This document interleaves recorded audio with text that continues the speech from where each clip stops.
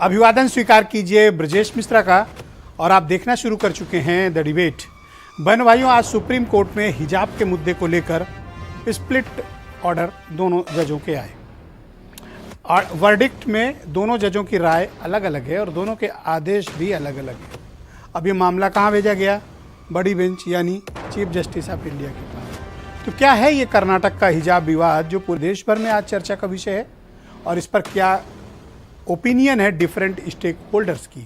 क्या हिजाब अनिवार्य विषय है या फिर हिजाब को लेकर रिलैक्सेशन होनी चाहिए, या इसको राइट टू प्राइवेसी में जोड़ा जाना चाहिए या राइट टू एक्सप्रेशन में? और सुप्रीम कोर्ट की बटा हुआ आदेश ये थोड़ा चिंता में डालने वाला है कि क्या ये फैसला डिलीवर न होकर विवाद का कारण बनेगा। हम आज इस बारे में विस्तृत और खुली चर्चा करने जा रहे हैं। बहन भाइयों, कर्नाटक हाईकोर्ट के आदेश के बाद सुप्रीम कोर्ट में जब हिजाब का मामला पहुंचा था तो ये उम्मीद की जा रही थी कि सुप्रीम कोर्ट इस पर कोई सॉलिड वर्डिक्ट देगा, कोई एक राय से आदेश जारी करेगा। लेकिन आज जब आदेश जारी हुए तो दोनों जजों के राय अलग थी और दोनों के आदेश भी अलग थे। एक हिजाब के पक्ष में थे और दूसरे हिजाब के खिलाफ। लिहाजा ये मामला अब लार्जर बेंच यानी चीफ जस्टिस ऑफ इंडिया के पास रिफर कर दिया गया है। इसमें समाधान कम, अब विवाद की गुंजाइश अधिक बढ़ गई है।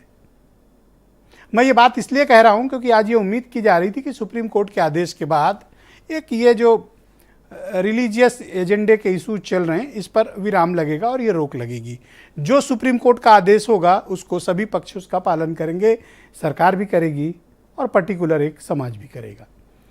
लेकिन बटा हुआ आदेश एक बटे हुए समाज का द्योतक होता है, संकेत होता है। यानी जिस विषय पर विद्वानों की ओपिनियन भी, जुडिशरी की ओपिनियन भी एक ना हो तो उस मसले पर समाज कैसे एक हो सकता है? और एक ही विषय पर अलग अलग राय होने का मतलब कि वो आदेश अब और विवाद में होते हुए लार्जर बेंच के पास चला गया। बेहतर होता, ये मैं कोई टिप्पणी नहीं कर रहा हूँ, लेकिन बेहतर होता कि इस मामले में कोई एक स्पष्ट आदेश होता, या अलाउ किया जाता और या फिर रिजेक्ट किया जाता।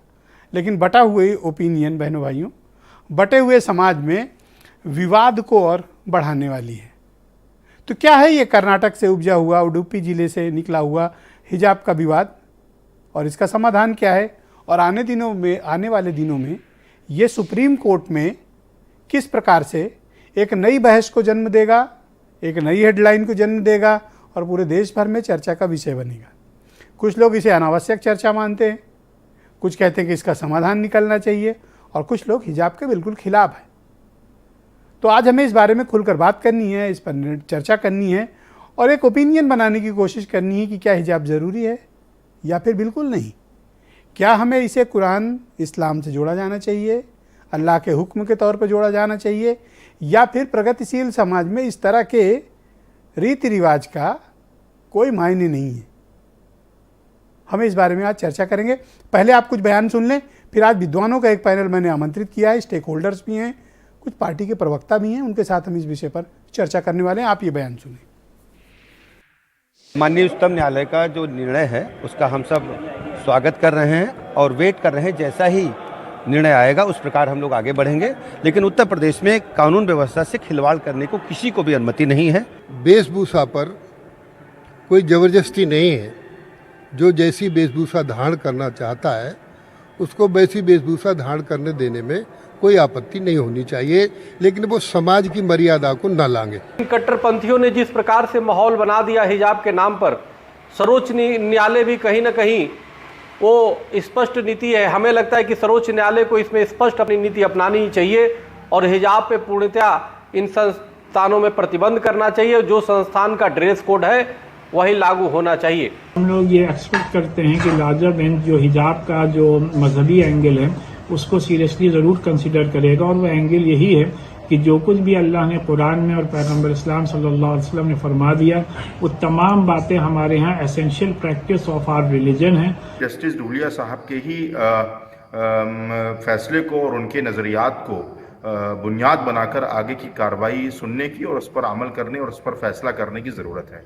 हिजाब का हुक्म दिया गया है कि वो बापर्दा रहें और बेपर्दा होकर बाज़ारों में गलियों में न घूमें। इससे चूँकि हालात बिगड़ते हैं, आवारगी बढ़ती है इससे। क्या ये सोसाइटी या ये सरकार बताएगी कि क्या पहनना है, कैसे पहनना है, क्या बोलना है, क्या खाना है, क्या पीना है? आप देख ही रहे, हिंदुस्तान में भी 1400 साल से मुस्लिम महिलाएं हिजाब करती हैं। आज ही इसकी ज़रूरत क्यों पड़ गई? यहाँ पे क्या ऐसी खास ज़रूरत थी? कोई ज़बरदस्ती तो है नहीं किसी की कि साहब हिजाब करे या ना करे। अभी जो फैसला आया 2 जजों की बेंच ने दिया, उसमें जस्टिस गुप्ता ने जो फैसला दिया है, वो फैसला, वो जो देश की कट्टरपंथी सोच है, वो लोग खुश हैं। और जस्टिस धुलिया ने जो फैसला दिया है कि उन्होंने कहा हाई कोर्ट का फैसला गलत है, उसको गलत ठहरा दिया, वो देश की सेकुलर सोच को जाहिर करता।